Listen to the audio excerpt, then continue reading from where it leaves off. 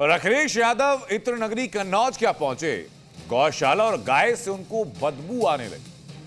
अखिलेश का बयान सुनने के बाद नेता से लेकर आम जनता हैरान है कि अखिलेश यादव जिस समाज से आते हैं वो खुद बहुत बड़ा गोपालक है और खुद सीएम खुद को श्री कृष्ण का वंशज बताते हैं। अब अखिलेश बयान देकर फंस चुके हैं और लोग अब उनकी तुलना योगी से कर रहे हैं। उसके पीछे की वजह है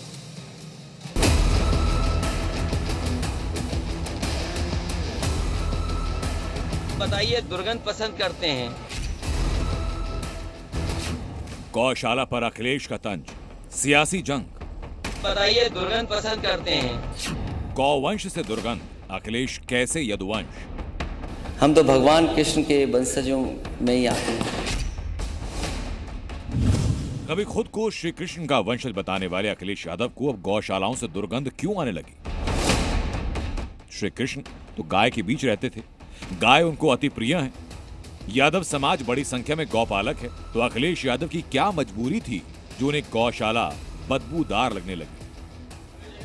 इत्र नगरी कन्नौज से गाय और गौशाला को दिए अखिलेश यादव के बयान पर सियासी पारा हाय।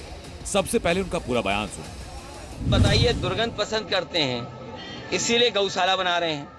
हम सुगंध पसंद कर रहे थे इसलिए इत्र पार्क बना रहे थे। अखिलेश कन्नौज में 1108 कुंडीय महायज्ञ में पहुंचे, लेकिन यहां अखिलेश ने गौशालाओं को लेकर जो बयान दिया, अब बीजेपी उसको तुष्टीकरण की राजनीति बता रही है। अखिलेश की सनातन विरोधी मानसिकता बता रही है और अब ये लड़ाई गौशाला से स्लॉटर हाउस तक आ चुकी है। हिंदुस्तान से रहकर सनातन से आपको दुर्गंध आती है, हिंदुस्तान में रहकर गौ माता से आपको दुर्गंध आती है, हिंदुस्तान में रहकर साधु संत को आप अगर सांड छुट्टल सांड कहते हो तो हिंदुस्तान में राजनीति बंद कर देनी चाहिए। स्लॉटर हाउस जब उनके कार्यकाल में चला करते थे तो क्या उस स्लॉटर हाउस उनको खुशबू आया करती थी? गायों को कटवाना उनकी सरकार में जिस तरह से खुलेआम हुआ करता था, उससे उनको खुशबू आया करती थी।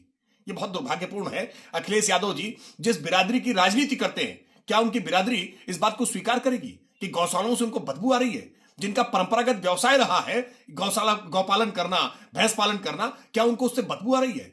अखिलेश यादव जी की मानसिकता आज तुगलकिया और इतनी मुगलिया सोच से बढ़ गई है कि आज वो भारतीय सनातन संस्कृति को अपमानित करने का कोई मौका नहीं छोड़ रहे। अखिलेश बयान देकर भले ही विरोधियों और पशुपालकों के निशाने पर हों, लेकिन कांग्रेस का उनको पूरा साथ है। कांग्रेस सांसद तारिक अनवर अखिलेश यादव के बयान को हकीकत बता रहे हैं। बिल्कुल उनकी बात सही है और हकीकत है। सियासी दल अपने फायदे के लिए गाय और गौशालाओं का मजाक उड़ाएं या निशाना साधें, लेकिन हिंदुओं के लिए गाय बेहद पवित्र है, पूजनीय है, क्योंकि हिंदू धर्म के मुताबिक गाय में सभी देवताओं का निवास होता है।